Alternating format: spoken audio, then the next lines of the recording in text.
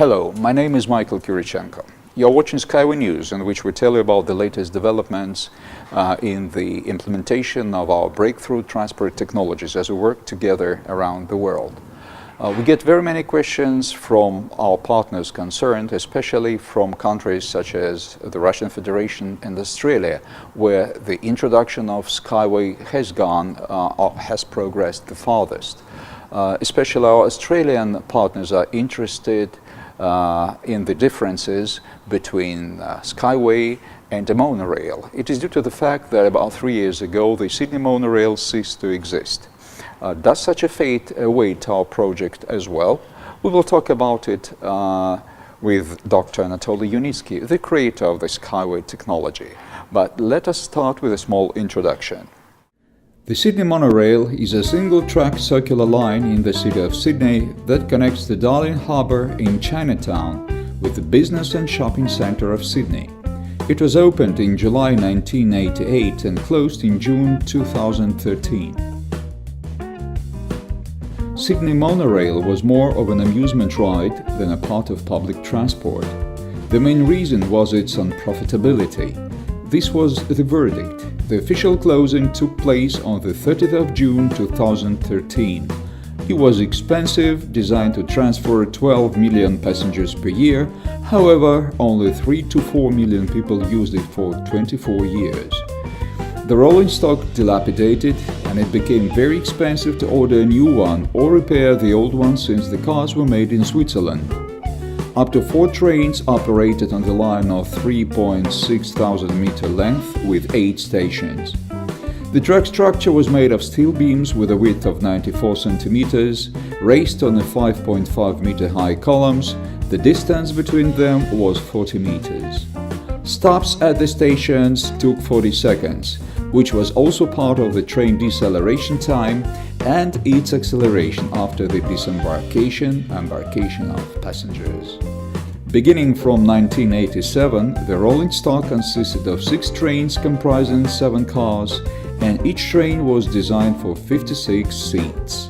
Trains ran on rubber wheels. Each car had 6 traction motors of 50 horsepower capacity, allowing the train to move at a speed of 33 km per hour. The creators of the monorail always received a lot of criticism. Many believe that the decision on its construction instead of other transport systems, for example, light rail subway, was a political one. The construction of the latter line would have been cheaper by $20 million, and the ticket price would have been lower by 40%. During 24 years of the Sydney Monorail operation, the following incidents were the most notable. On the 27th of February 2010, at about 4 p.m., 2 trains collided at the Darling Park station. As a result, 4 people were hospitalized. On the 24th of September 2012, the damage of the underground cable caused a complete shutdown of the system. As a result, aerial platforms were used to rescue about 100 stranded passengers. Anatoly, as usually we get many questions from our partners, investors, primarily from the countries where the introduction of SkyWay has progressed the farthest, particularly from the Russian Federation and Australia. This time a question came from Australia. What is the difference of the monorail from SkyWay? They are very interested in it because the Sydney monorail ceased to exist almost 3 years ago. Will the same happen to our transport infrastructure complex, in case it is implemented in Australia? Please tell us shortly about the differences and advantages of the rail train technologies. For example, we may start with the fundamental elements such as the track structure. Here, we should pay attention to the terms, because a so-called monorail is not a monorail at all. It is a mono-beam. How can we call a rail the structure of 1.5 to 1.5 meters in cross-section? Are you speaking about the Sydney monorail? No, I mean a monorail in general. It's accepted term. Wheel pairs roll on it. What kind of a monorail is it? Are actually a variant of flyovers with conventional beams having all their disadvantages. Just the two of them is large materials intensity and high cost. In addition, the presence of expansion joints, because such structures cannot be built without them. The joints produce banging and hence wear and tear of the structure. Water gets there, and in winter the wearing process starts. The bearing capacity of such structures also decreases, therefore they have such high materials intensity. As regards the rail string track, it is a real monorail, since we have only rails. As a rule, we use not a monorail, but a double rail. Usually, we have two string rails. Therefore, it is clear that these two are different structures. They cannot be compared in the structural sense. Certainly, they can be compared by features. So, down to the features. Why was the Sydney monorail dismantled? The reason is the structure design of this particular variant of a monorail. They have many variants of it. For example, the Wuppertal one in Germany. This is a conventional monorail road built in the end of the 19th century. It is already 120 years old. Nobody dismantles it. It is fit in the city. Therefore, let's talk about the differences and advantages of a SkyWay string track over a conventional monorail. Firstly, with SkyWay track, the material consumption is reduced by 20 times and, consequently, the cost of track structure is reduced by the same rate. It must be paid back. That's why depreciation of capital expenses is always included into the travel cost. As a result, our travel cost in this aspect will be lower. Secondly, engineering costs. Heavy gauge beam structures with a big surface are prone to corrosion as they are steel structures. They require significant maintenance. They have expansion joints, supporting members, powerful supports. Therefore, maintaining such a big structure requires great operating expenses. In contrast, ours are much lower. Again, our net travel cost in this part will be lower. Now for the energy consumption. Monorail tracks in Sydney, as far as I know, are designed for a rolling stock with rubber-covered wheels.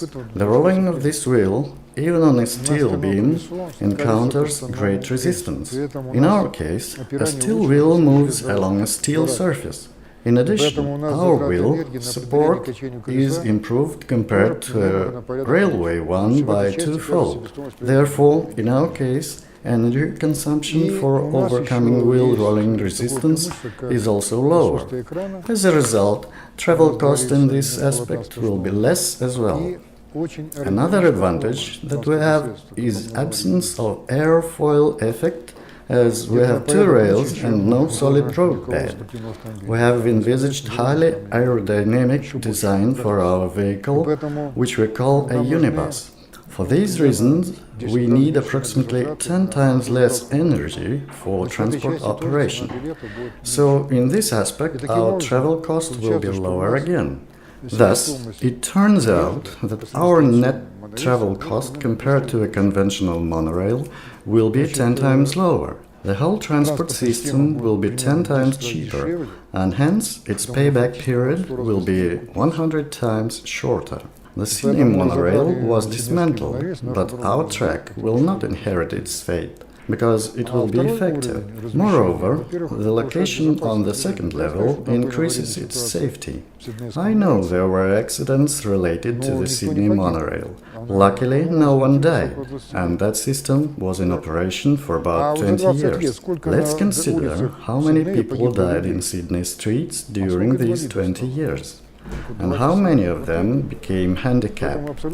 Why don't we compare these things?